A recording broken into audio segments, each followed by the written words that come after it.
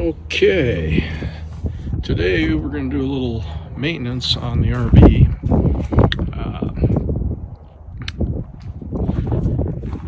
This is the 8.9 liter Cummins, and we've got about 5,500 miles on it, so I'm a little late. This will be the first oil change, and I'm just looking for the oil filter. You might be able to see it in there, hiding right down in there. I've got the truck leveled left to right, and I'm going to go ahead and check the oil pan, see what the capacity is, and then go ahead and start the drain. Stand by. Looks like we can see back here the stampings on the pan, and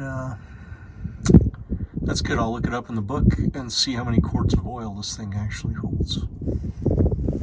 Okay, for this job, the drain plug is actually a 3/8 drive, square drive, so just basically a ratchet.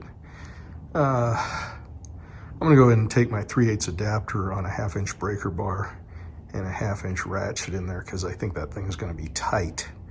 And then I've got my Garvey oil collection pan, and this one's a 16 quart pan, and that round thing on top is just an anti-splash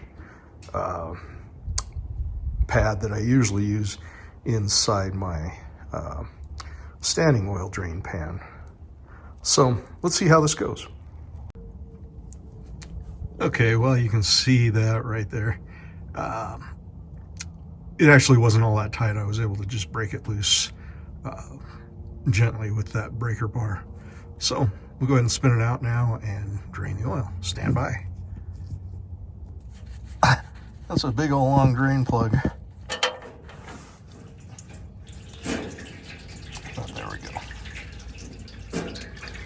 All right, well, diesel oil, so you really can't tell what the condition is because it's always going to be black. But we'll let that drain for a little while. I'll be back. Okay, now they're saying this Fleet Guard 14002NN is the upgrade to the old, I think it's 9009 or 9006 or whatever. And then of course I've got my strap wrench that has a 1/2 inch drive on it. So we'll see if I can get it out. Hang on.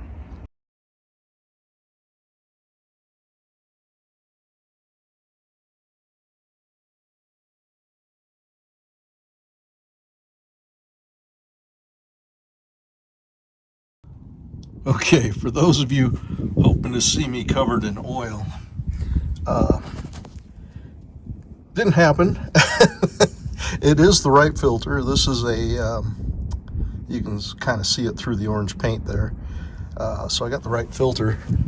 I didn't poke a hole in it, although it might have made it easier, but I'm unscrewing it from the back side of the axle, and I was able to hold it up against this bracket up here that holds these hoses, and just let it slide through my fingers far enough to where I could catch it from underneath and then lower it down slowly. So you can see no mess, and so we're through the scary part.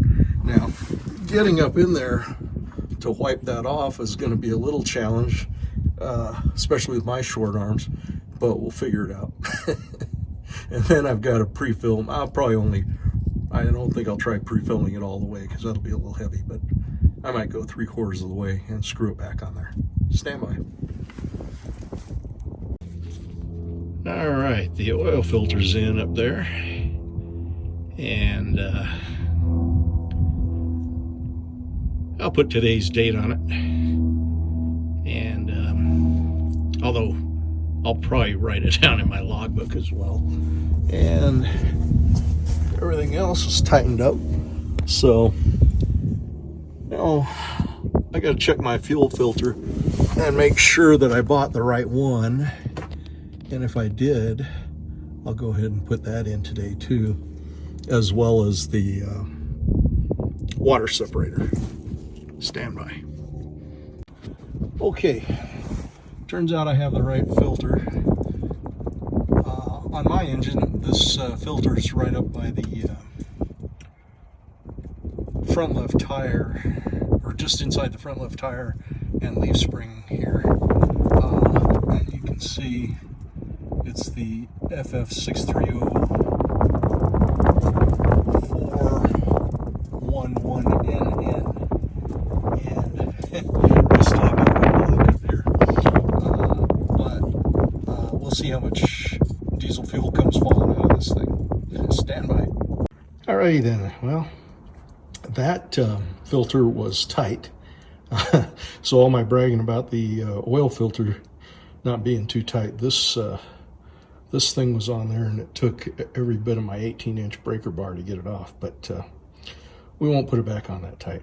Gonna pre-fill it now and then throw it back in there. Stand by. Okay, that guy's back in there. Just be careful as you line that one up. It's a little harder to line up than the oil filter because of the size of the threaded area that's going in there. It's pretty big, so just push up on it firmly and square from the bottom and get it started. And then I got it to where it barely seated, and then went another 3/4 of a turn. All right, that's it for that one. Now we're gonna try the I think we'll start it up and get the fuel back in it, even though I pre-filled it, it wasn't all the way to the top. And then we'll go do the water separator. Okay, now I'm going to go ahead and change this water separator filter. And oh yeah, we've got a couple of electrical connections down here. One of them's square, one of them's round, so you can't mess that up. And then we got a nice little area to bleed out the fuel from. Now, I don't have a special wrench to take that off, but I don't think you need one. I'll just put my strap wrench on it, and we'll see how that goes. Stand by. Hey, just a note on that. The one connector, the rounded one, is pretty straightforward. You just pull that tab back and pop it right off. This one, you can't see it from the front because it's around back.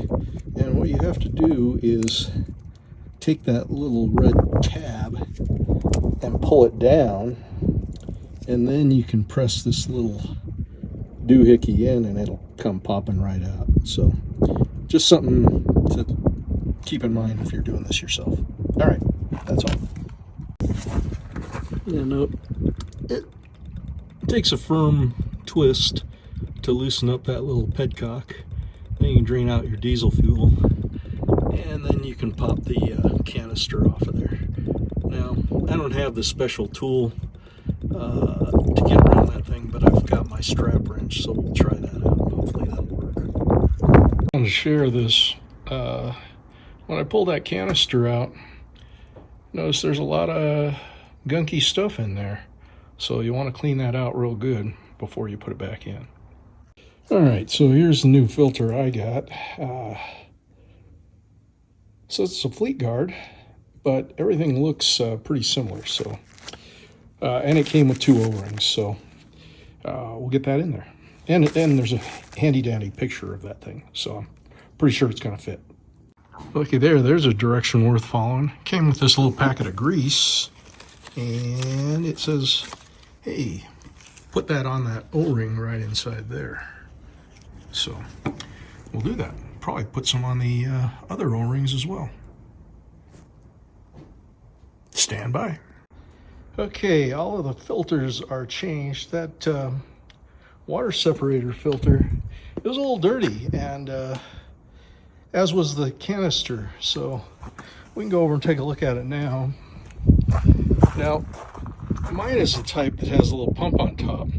So I did pre-fill the canister, but I also probably pumped that thing about 20 times till it got hard. And hopefully that'll make starting it up easier. Stand by. Okay, well, she fired right up. I did cycle the ignition about 3 times just to make sure that lower filter had plenty of fuel in it. And there you go. Now it's time to see if there's a way to reset the maintenance thing on this thing. I'll go through and grease everything and tighten all the other things up to spec next week. Take care. Bye.